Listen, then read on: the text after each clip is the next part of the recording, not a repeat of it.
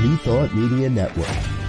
We are a global broadcast network of positive music, media, and entertainment, inspiring humanity's evolution along the journey of enlightenment and creating a world of love, peace, empowerment, and prosperity for all. New Thought Media Network. Positively inspiring.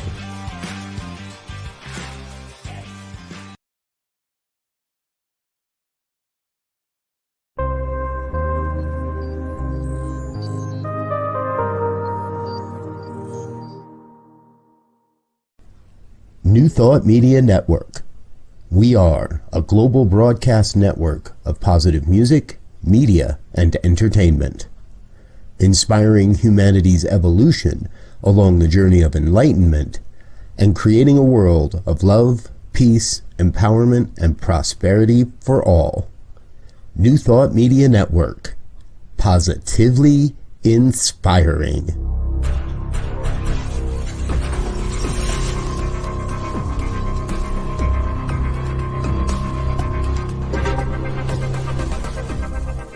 Live from a secure concrete bunker somewhere in Ohio, New Thought Media Network presents Pastor Michael Mangus with Friday's Fireside Chat, spiritual conversation for today.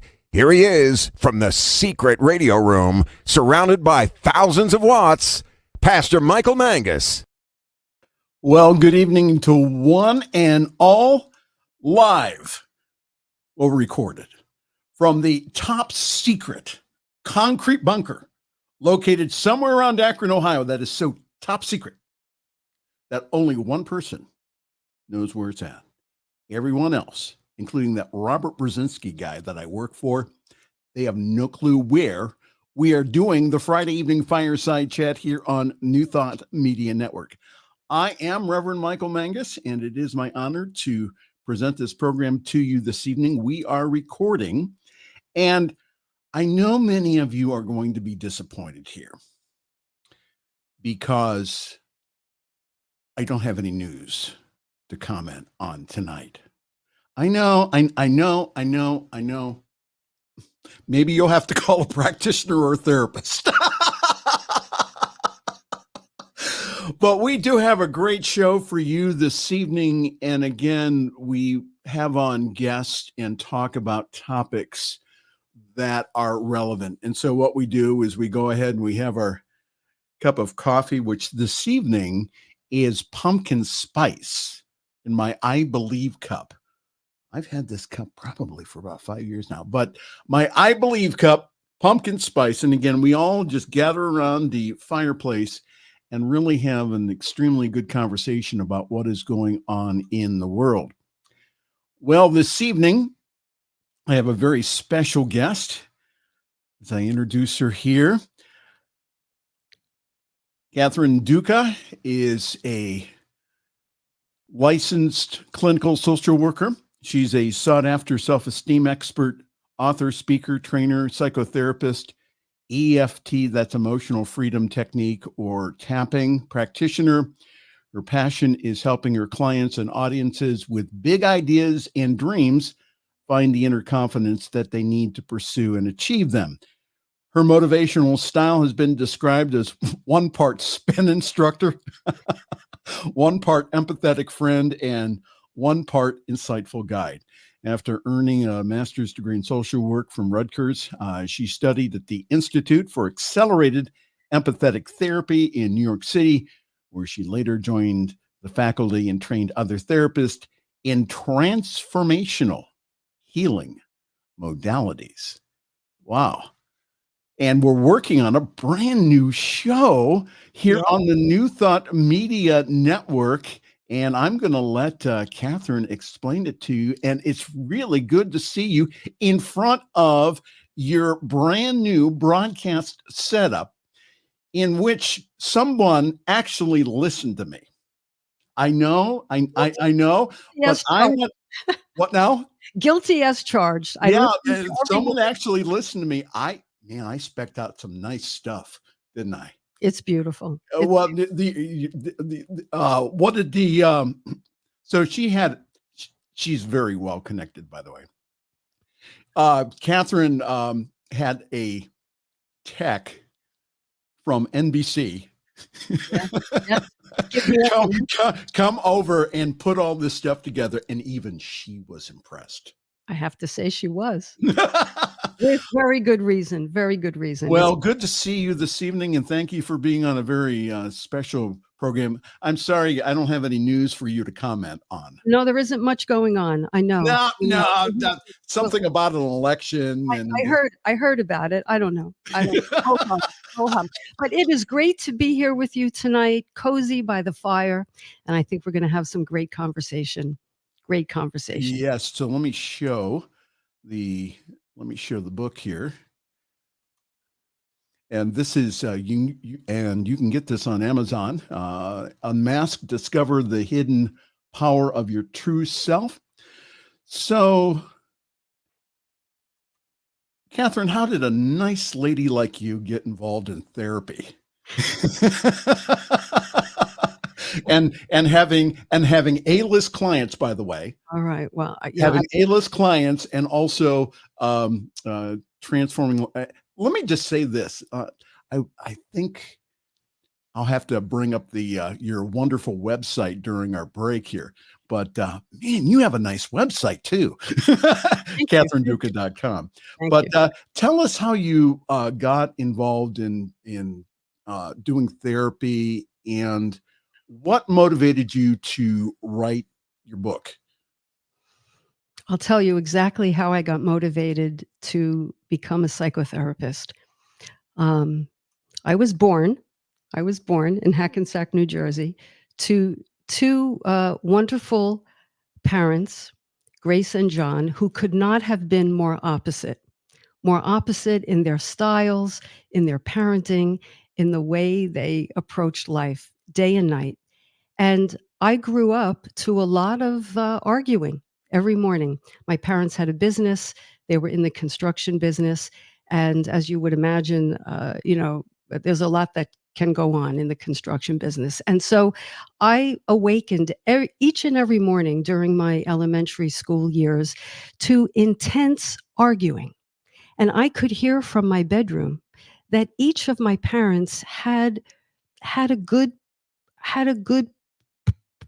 point, and I lay in my bed and I thought to myself, well, I see his point and I see her point, but they're talking past each other. Now I'm 8 years old, I'm 9 years old. And I thought I should go out there and I didn't know what the word mediate meant, but I should go out there and sort of help them communicate because they're talking past each other, but they both have very valuable points of view. Okay. And then somewhere in high school, I learned that there was a career for a person who wanted to do that. And that career was psychology. And that was it. I was just fascinated with how we got to be the person each of us is, and, how we relate to one another, and oftentimes how we talk past one another. And so I was hooked, and I wrote this book, Unmasked, which is really the heart of my work. And I started to write it, I don't know, a few years ago or maybe a year before COVID, but I really hunkered down and wrote the bulk of it during COVID. Why? Because it was very clear to me, as I think to many of our listeners, that no one is coming to save us. No one has the answers. It's very difficult to place our trust in any leader. We cannot take a passive route.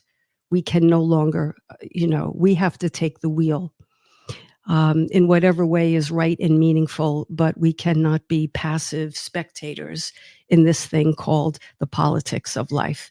So I wrote, and as I stated in the opening of the book, there's never a good time to not know who we are. But not knowing now in these times is especially perilous. So I wrote the book on how we can be more of who we are. now let me switch to the podcast. Okay, go ahead. Well, because it ties in. The name of the podcast is Who Do You Think You Are? Who do you think you are? And I like to say, not to be confused with that snarky, self-critical voice, who do you think you are? No, that's not how I mean it. It's who do you think you are? Who do you think you are? Because who we think we are is not necessarily who we are at core. You know, each of us came into this world a bundle of pure perfection, pure love. End of story. We were inherently worthy and deserving. Full stop. Absolutely. Full stop, right? And then what happened? We began to grow up. And, you know, you have parents, you have siblings, teachers, society telling us who we need to be in order to be loved, appreciated, approved of, seen, valued, heard, who we think we need to be in order to qualify for that. So what did we do? We were very, intuitive, smart little beings. We adapted to those expectations. And in so doing, we created these, what I call masks, which are our identity, our persona, our cover up, if you will. And then we go about life living in and trying to perfect that facade, that cover up. And somewhere along the line, we confused who we really are for these masks. So we believed the image that we were trying to project. And, when my clients come to me, and I'm blessed, you mentioned my client, I have a beautiful clientele, very blessed. And 9 times out of 10, when a client calls me, what they really want help with is perfecting their mask. Their mask had some cracks in it, and they experienced some unhappiness as a result. I'll get more into that. But they really, without realizing it, were asking me to help them bring their mask back so where it can be intact. Yeah. Right. And you tell them? Oh, I said, well, that's really, we're going to do something more magnificent than polish your mask. We're going to reveal who you really are. Wow. And it is a wow. It is a wow. Now, that isn't exactly how the opening conversation normally goes with my clients, but that's the gist of what happens as the process evolves. The true self emerges. We're talking this evening here on Friday's Fireside Chat here with yours truly, Reverend Michael Mangus. We're talking with Catherine Duca, who's a well-respected psychotherapist and also author. And she is going to be having a brand new program on our network here called Who Do You Think You Are? It's going to premiere the first Sunday in November and at 9 o'clock Eastern. And that's 6 Pacific time. So we're really excited about having Catherine come on board. We met while working on another program, and her partner, who's a religious science minister, decided to end the program. And I just said, you know what? Let me call Catherine up, and she's interested in coming on our having her own show. And she said yes, and well, that's what we've been working on here for the past few months here. Let me show you her wonderful website here. Hold on here. Technical. You have to, when you run the dials here also. Let's see here. I'm so impressed that you can do that. Walk and chew gum. It's something like that. Okay, so we're going to go here, and we are going to go here. And there you go. Yeah, it says CatherineDuca.com. And again, it's you only better. How about that? You only better. So CatherineDuca.com if you'd like more information and to be able to and also maybe even have a discovery session if you are interested in maybe working with Catherine. So what I found fascinating about you when we had the other minister on, and you guys had, the two of you had a program, was that some of your clients are religious science practitioners. Yes. Who went ahead and said, I need more.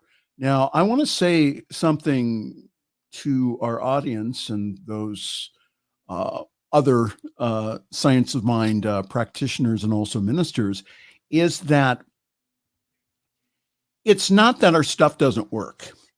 It's that there's been some misconception about that we're to only use the mind and not to get in touch with our feelings and also the body. Because that's what I was taught back in the 80s, is that, if you had feelings, the feelings were the result of a thought, and that you were to go ahead and to affirm it away. However, through therapy, what I learned was that those parts of me that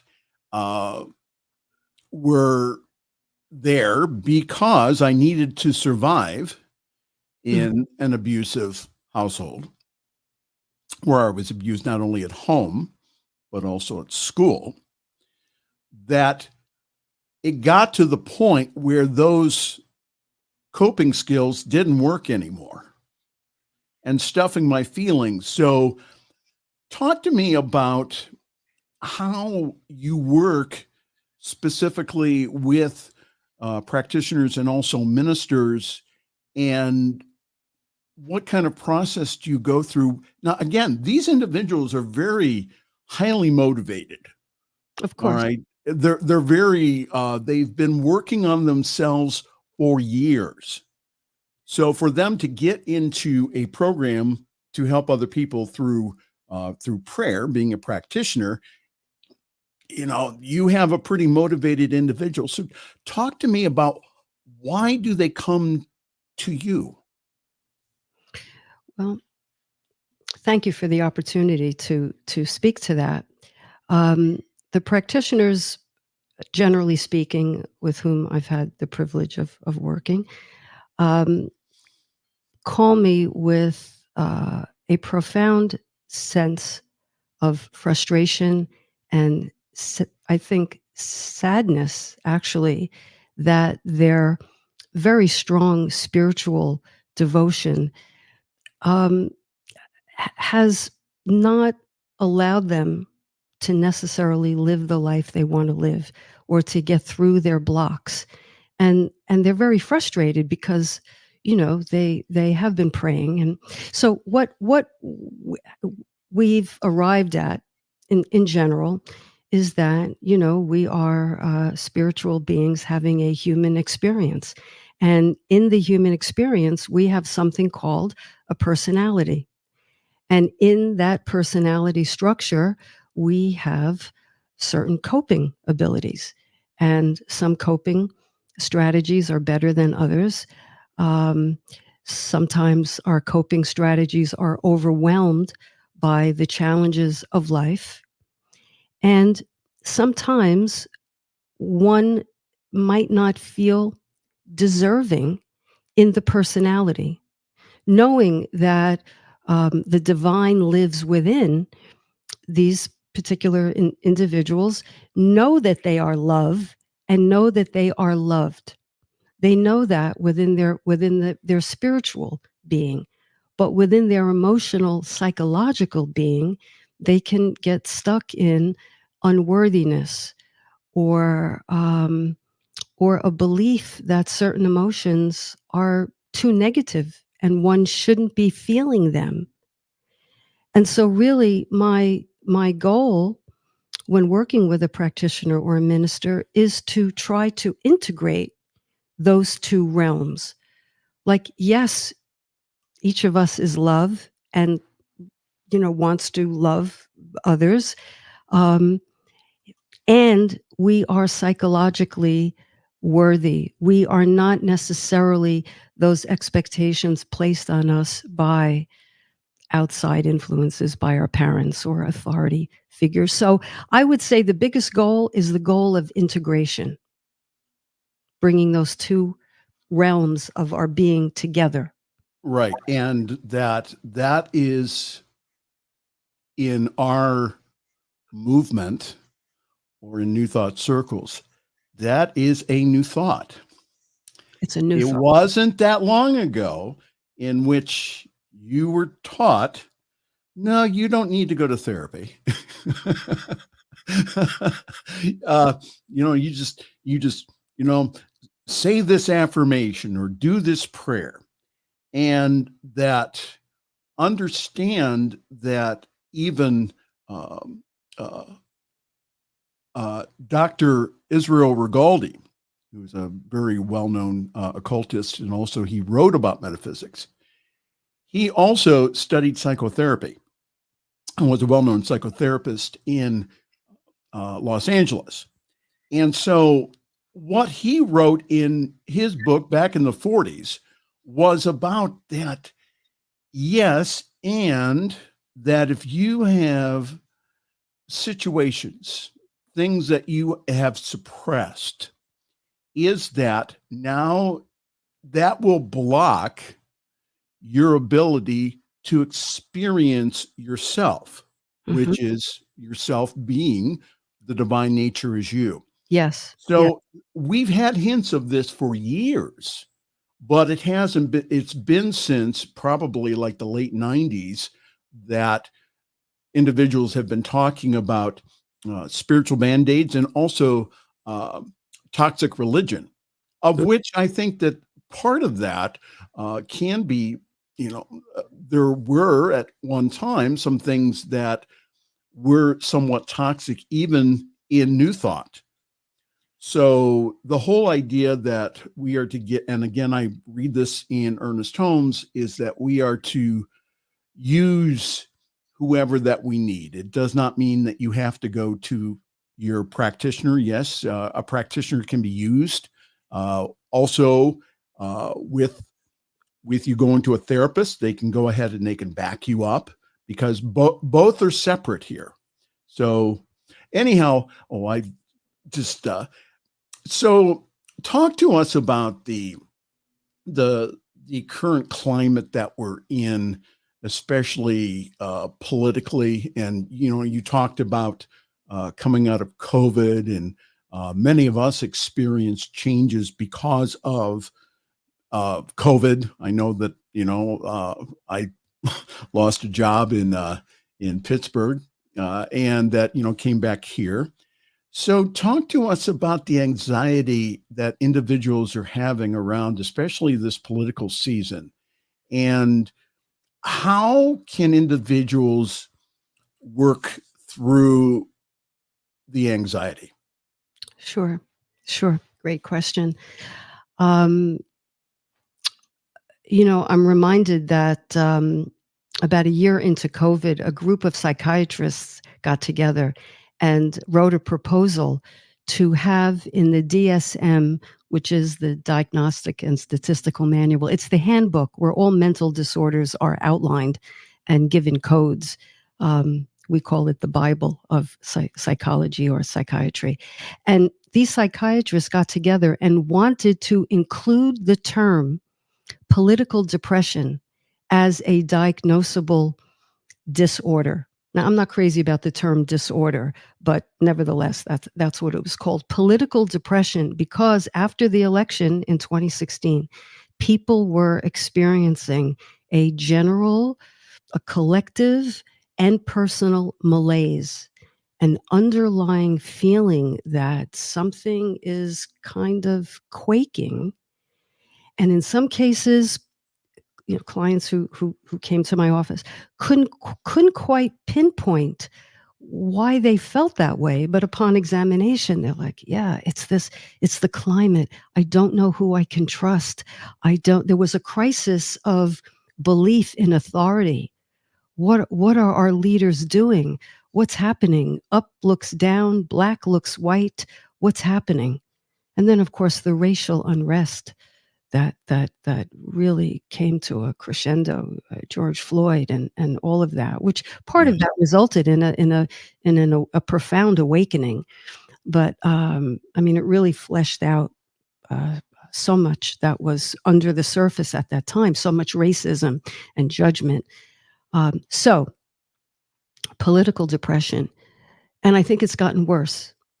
I think it's gotten worse, and we find ourselves. I mean, clients have described to me in this election cycle, in the past couple of months, I'm holding my breath. I'm on edge. If this happens, I will feel this way. If this happens, I don't know if I can live here. And they're not kidding. They're really not kidding. So the existential threat to our way of life, to freedom, as many people are very worried about, is under the skin of many. It is palpable. The anxiety is palpable. And so this adds another layer of difficulty. You know, everybody has their own lives and their own challenges and their own families, and they're trying to now. And then you add to that this layer, and life becomes, for many, very constricted. So, what to do about it? Yeah. So in 2016, when President 45 was elected, for me, it brought up feelings of being very unsafe. And again, a lot like the feelings that I experienced growing up, in which that there were people at the helm that were kind of Dr. Jekyll, Mr. Hyde, and that you did not know what character that you were going to deal with that day. That's how I felt during that time. Now, since then, since we've had a change in regimes, in presidents, is that I have felt a lot safer. Do I agree with everything? No.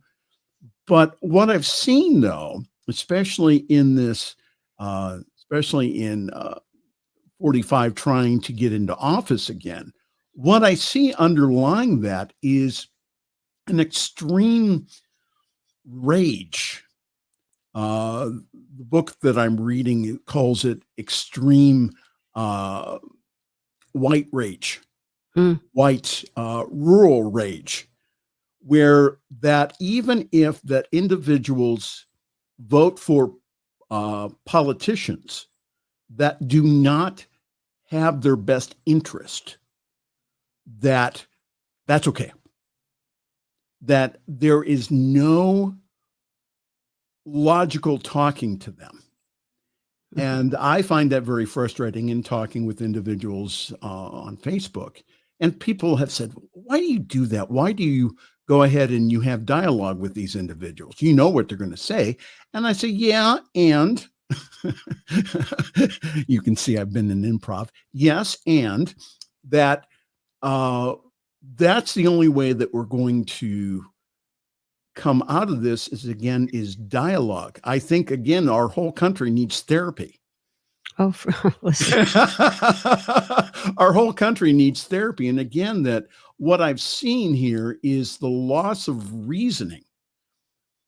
Why would you, again, and especially with Christians, I'll just, especially evangelical Christians, why would you support an individual that has had 3 wives, has cheated on all of them, has said some derogatory things towards women?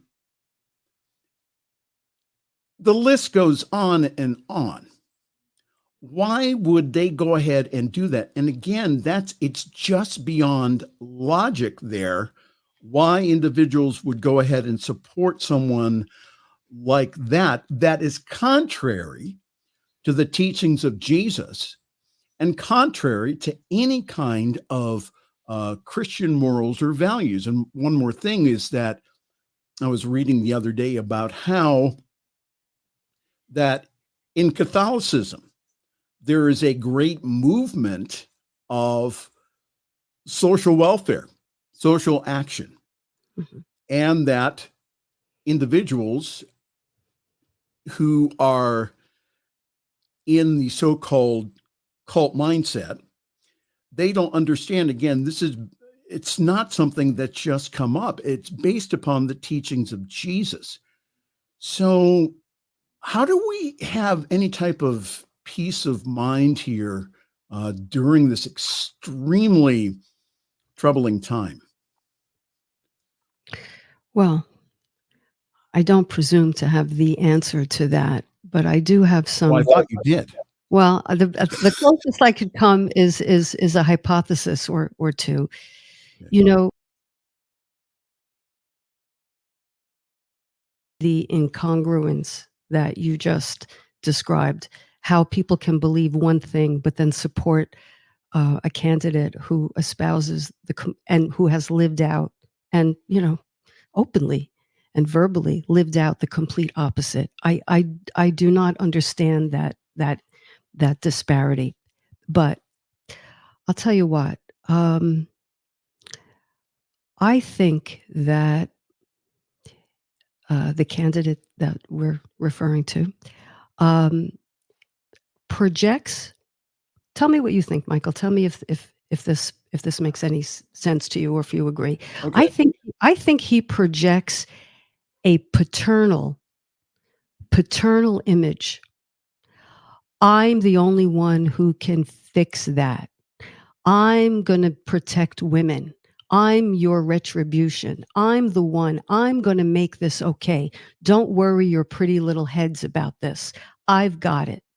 And I think there must be a fundamental hunger for a parental figure who's going to make everything better. I think that vibe appeals to the dare I say undeveloped child within. Each of us has a beautiful inner child, but if that child is still longing for a mommy or a daddy, I think this individual appeals right to that. I'm going to make it okay. That, coupled with what our culture was like shortly before the election, or shortly before he ran. I take you back to The Apprentice. And I just want to say, by the way, he always fascinated me. Before he ran, he always fascinated me. I ran into him one time at the Plaza Hotel. No. I did. You know everyone, Catherine. Well, we're like this. We're like this.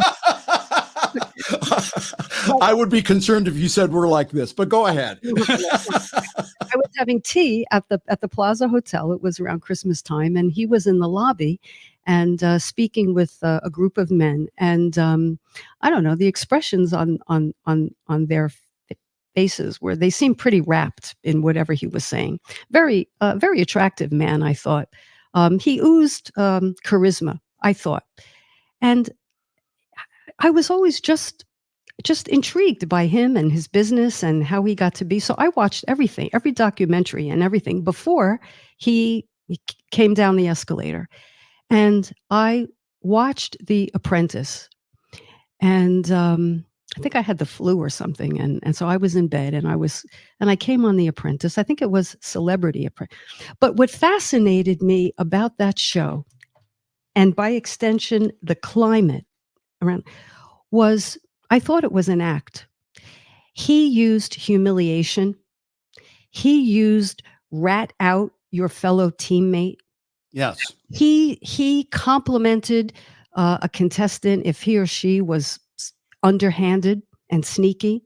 I thought it was an act, but you couple that vibe, and his show wasn't the only show that thrived on a voyeuristic kind of thing. Watch people disintegrate, watch people's dysfunctionality, watch Watch people who have a hoarding disorder and watch that as entertainment. I mean, this is people's, the most tender, unresolved, wounded parts of people. And that became entertainment. So humiliation became kind of an acceptable vibe. Right. Ratting on one another, acceptable vibe. You put all that together, and this powerful man with name recognition, and I think we have the perfect storm for people saying, I want to try that. I want to live vicariously through him. He gave license to punch people in the nose, and I think that just appealed to a suppressed impulse in people. And also, it's okay to be racist. It's okay to be homophobic. Well, it's okay to voice those in the public now. Because anyone who is different is a threat. Absolutely. The othering, anybody who's a threat. So make America great again the way it was for white people back in the day. Let's go back there. Well, again, that's with The Apprentice, that again, then I've learned this through listening to other people who worked on The Apprentice with Donald Trump, was that he was not this successful businessman, that they had to bring in to his office all of this furniture. They spent over $1 million of working with Donald Trump to put together this fictional character who, by the way, had been bankrupt 6 times. Yes, I know. Put together this fictional character that resonated with individuals, and now we find ourselves with round 2 of maybe even having him back in office with an individual that says, with Trump saying that I'm going to go after my political opponents, that I'm going to go ahead and I'm going to jail them. I'm going to suspend the Constitution. And I believe he will. I believe he absolutely will do that. And I also, with the, especially with the LGBTQ marriage act, that I believe that's next on the chopping block, that the Supreme Court, with all of the conservative judges that they put on there, that, Roe versus Wade was the first volley. The next volley is probably going to be same-sex marriage. And so it's just, again, this is the concerns I'm hearing.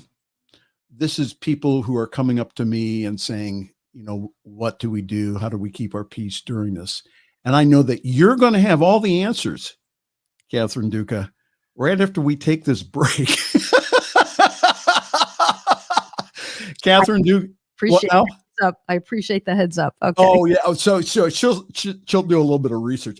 Well, we're gonna. So I'm gonna. We'll do a break and then we'll come back here. And again, thank you everyone for joining us this evening here on the Friday evening Fireside Chat here on your New Thought Media Network. I am Reverend Michael Mangus, and it's really good to have everyone with us this evening. And we have some announcements. So this Sunday, I won't be there, but this is my home community, which is summitcsl.org. For more information about our online gathering, please go to our website, summitcsl.org. To inquire about our wonderful Sunday gathering, that's at 10:30 Eastern Time, 7:30 Pacific Time. Yes, I know it's early in the morning for my friends in California, but get yourself a big cup of coffee like I do and come join us. We have a great service. And the reason being is that I believe that we balance what I call the 3 M's, and that's music, meditation, and message. And so this Sunday, as our special guest, we will have our spiritual director, the newly declared emeritus practitioner, Diana Mangus, will be speaking about Fall into Your Greatness. So that's this Sunday, newly declared emeritus. Isn't that cool? So go to summitcsl.org for more information. Again, our service is simulcast on the Summit Spiritual Center of Akron Facebook page, and also all of our past broadcasts of yours truly with the Fireside Chat, and also with yours truly doing prayer. That's all on YouTube and also on our Facebook page. All right. So we are going to take, and I mean a brief break. I'm only going to play one commercial, and then we'll be right back. This is the Friday Evening Fireside Chat, recorded, but always entertaining, here on Positively Inspiring New Thought Media Network. Please help us say thank you to our organizational sponsors, including the Hefferland Foundation, Affiliated New Thought Network, International New Thought Alliance, Science of Mind Archives and Library Foundation, Center for Spiritual Living Denver, Center for Spiritual Living Midtown, New Thought Philadelphia, Planned Happiness Institute, Summit Center for Spiritual Living, One Heart Retreats, Center for Spiritual Living on the Lake, Unity Kitchener, Unity Spiritual Center Ottawa, Om Center for Spiritual Living, Satya Center, Begin Within Ministries, Center for Spiritual Living North Jersey, Unity of Savannah, and the Center for Spiritual Living Seattle, as well as all of our individual donors. Thank you for being part of the New Thought Media Network. Please like, share, and subscribe. New Thought Media Network, positively inspiring. The views and opinions expressed by Pastor Michael Mangus are generally right. However, they are his own and do not reflect the views and opinions of New Thought Media Network, Centers for Spiritual Living, or any other person living or dead. As they say in the 12-Step Recovery Program, take what you like and leave the rest. Here again is Pastor Michael. Now, Catherine, our legal department at the New Thought Media Network, they demand that I play that. Now, for your show, they said, oh, no, Catherine's really nice. She's not going to say anything that's going to make anyone upset. Catherine Duca is my very special guest this evening on a very special broadcast of the Fireside Chat. We are recording this because yours truly has weddings this weekend. And then next week, I'll be at Unity Village to help with the technical broadcasts of the Associated New Thought Network, or Anton. So we're kind of recording stuff, but I've had the privilege of working with Catherine over the past few months. We are developing a brand new program here. Who Do You Think You Are? And that will be premiering the first Sunday in November. And and oh man, you look really, you look like you're in your element, Catherine, with your microphone and your headsets. And you are ready to broadcast to the whole world. How about that? You know, Reverend Michael, anyone who knows me well knows that I spent my elementary school years and my high school years standing in front of the mirror with a hairbrush, dreaming about the day I would have a radio show or something like this, and you, with this beautiful equipment and this wonderful opportunity, have given me that dream. And I thank you so very much. Oh, you are so welcome. It's really been a real pleasure working with you here over the past several months. And I'm really excited about getting the program on the air. And what's going to be really nice is that you will follow. Your lead-in program will be the Miracle of Prosperity, which is one of our highest rated programs. So we're going to Terrific show. Terrific show. So we're going to get individuals then to go ahead and to hopefully to stay tuned and to watch your show. All right. So Catherine, let's talk about some practical techniques that when I'm feeling triggered about this whole situation, this whole political situation, what are some practical things that I can do to regain a sense of peace? Sure. Number one, there's no magic.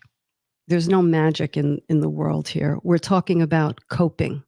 How can we best cope with our anxiety about the political climate? Number one, I would say keep perspective. Keep perspective. There's a lot going on in the world as we speak. Very critical, alarming, heartbreaking, frightening situation going on now in the Middle East. So let's pray for those people. Let's get our credit cards out if we can. So let's keep perspective. We are not alone in our worry. People all over the world are dealing with something. Number one. Number two, community.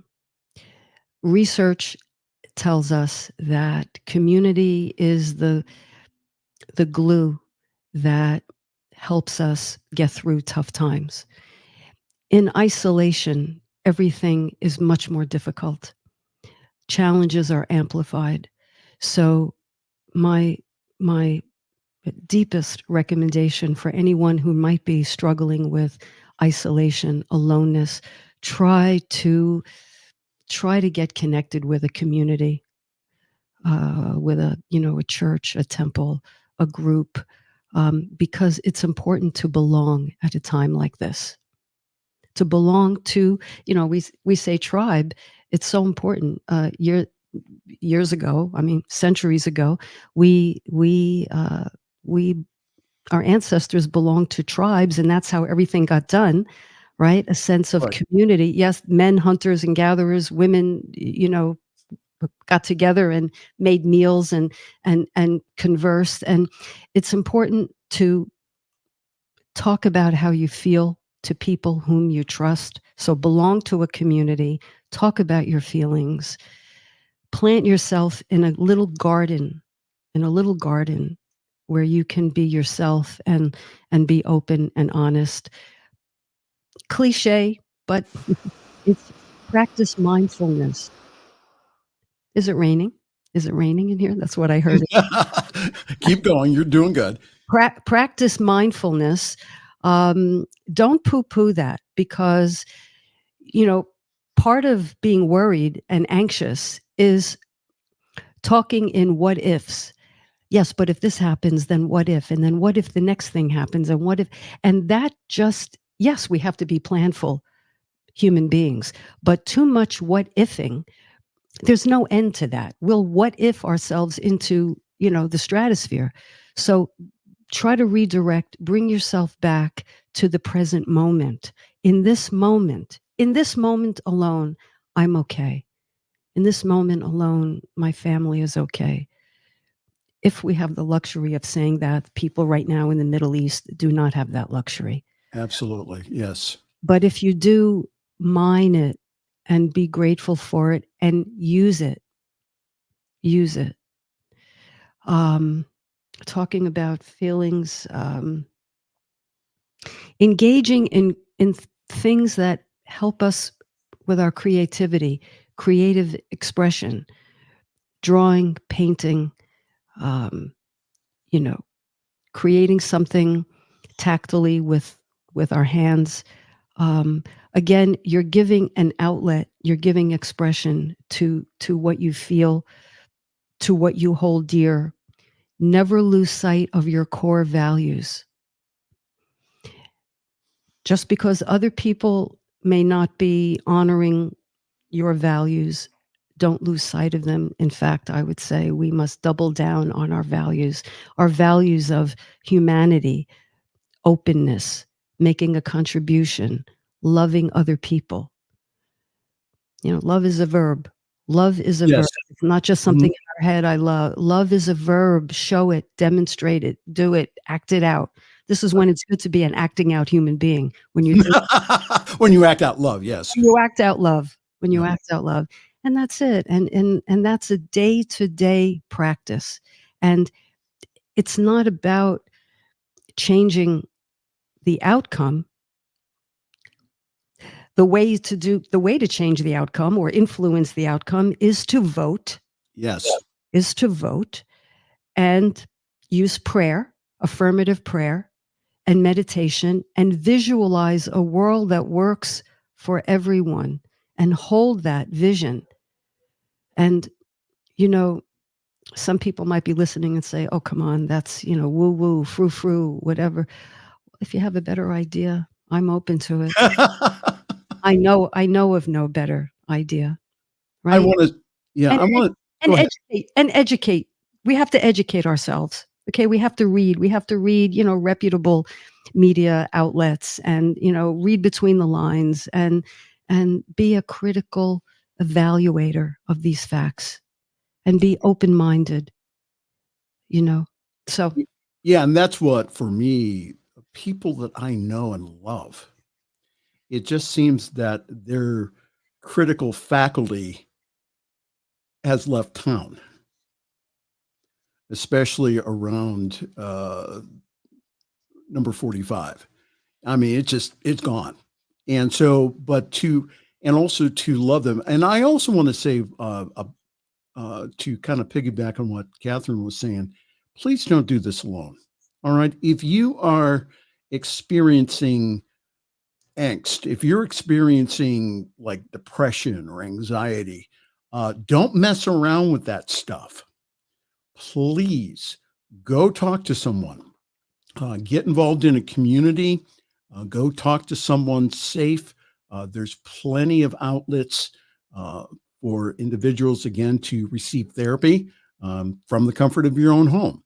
Sure. So please do not do this alone, that you have other people that are there to love you and support you. We will get through this somehow. We will. And I know people are saying, well, I don't know. No, we're going to get through this somehow. Our country, if you examine the history of our country, especially in the late 60s, do you remember how divided our country was over the war? Yeah. And, it led to, unfortunately, the shooting of 4 students at Kent State University, which is like right around the corner from me, from where the top secret bunker is located. So it's just, we need to understand that this is a phase, this is what we're going through. And again, to not stuff the feelings, but to go ahead and to have safe spaces where you can process through them rather than going ahead and stuffing them in. Catherine, we only have a few more minutes. So tell us about your brand new program here. Well, November 3rd, Sunday night, 9 p.m. Who do you think you are? I'll take questions. Of course, people can write their comments in the chat. Agree with me, add to what I'm saying, disagree with me. We're going to talk about narrowing the gap between who we think we are, our masks, and who we really are at core, at our deepest level. Because in that gap is where we can feel like an imposter. In that gap is where we can feel stretched,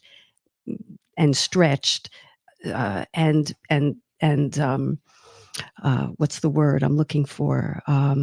Not stretched in a positive growth way, but stretched beyond our bandwidth, beyond what comes naturally to us. So we want to narrow that gap. And I think we're going to have a good time doing that on Who Do You Think You Are, November 3rd, right here on this wonderful station, New Thought Media Network.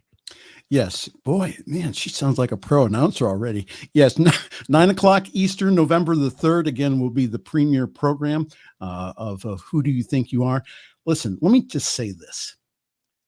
I put up a lot of people's websites during my program. This is a wonderful website. CatherineDuca.com, CatherineDuca.com. Go to the website. Wonderful things about her book, about all the A-listers that she knows, and she knows everybody. I know you. I know you. That's Oh. Well, what more? What more? well, we do. I did finally last year meet with Marianne Williamson. Did you? We were at the conference or the Parliament of World Religions. And we also had a common friend of mine whose program I produced on Sunday evenings before Jim's show with Reverend Dr. Charlotte Manning, and who was a real, just a wonderful, loving human being who used not only the Course in Miracles, but also was extremely active in the Washington, D.C. NAACP.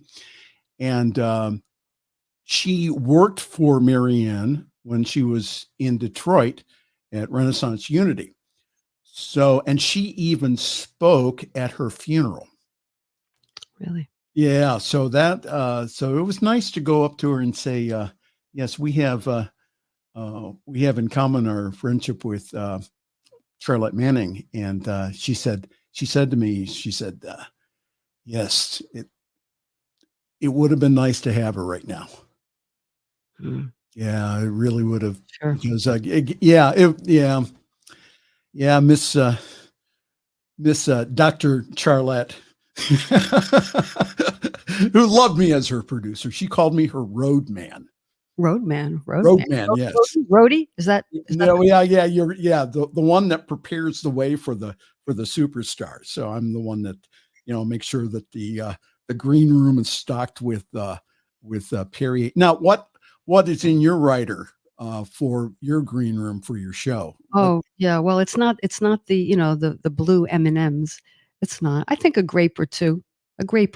Oh, okay. So you're, man, Low maintenance. I will talk. I mean, they have to be green grapes and they have to be seedless. And if you don't mind cutting them, slicing them in half, if that's not too much to ask.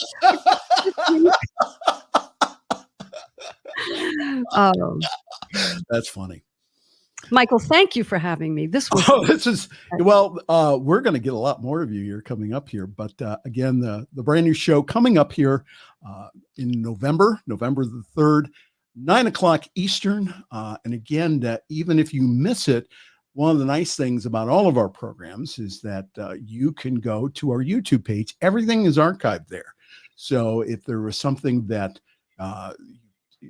someone says something, Catherine said this, or they were talking about that, and you're at your spiritual community, you can go and take a look at it, bring it up and take a look at it. So we get a lot more views during the week than we do sometimes during our live broadcast.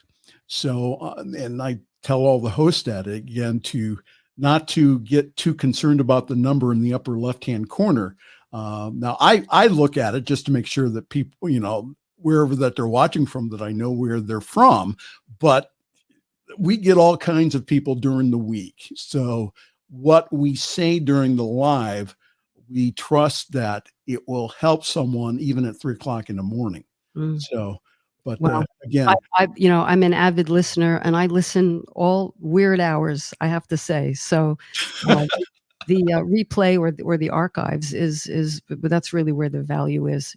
Could access it anytime. Absolutely. CatherineDuca.com if you'd like more information, or if you would like to explore working with her, CatherineDuca.com. She has all kinds of cool stuff. I mean, we'd have to spend another hour just going through her website. Catherine, it's been a real honor working with you. And again, thank you so very much. And excited about the brand new show coming up. I can't wait. All right. Thank you so very much. And we're done. Wow. We're even ending on time. How about that? So again, thank you so very much for joining us tonight. Again, for all of you who are watching, if you would like, again, to help us out here at our wonderful network, if you could go to ntmedia.org/donate. We are looking for people who are partners, people who like this type of programming. This stuff is different. This is extremely supportive, very enlightening. And again, the people find our network not by accident. It's because they're ready. And that's why that they are searching through the internet. They find us on purpose. The purpose may not be visible, but they find us because they're ready. So again, ntmedia.org. And if you could go to /donate. And again, please give a very generous one-time gift. Or you can do like myself and Catherine. We are monthly donors. We are on the monthly plan, which means that it just comes directly out of our accounts. We put it in our budget because we believe in this network and we believe in the message of a world that does work for all. So on behalf of Catherine Duca and also my boss, who cringes every time I say it, the Reverend Dr. Robert Brzezinski, I am Reverend Michael Mangus, and I'm going to wish you a very pleasant good night and also a great week. Thanks for joining us this evening for Friday's Fireside Chat with Pastor Michael Mangus. Join us again next week at 8 Eastern, 6 Mountain for more spiritual conversations for today.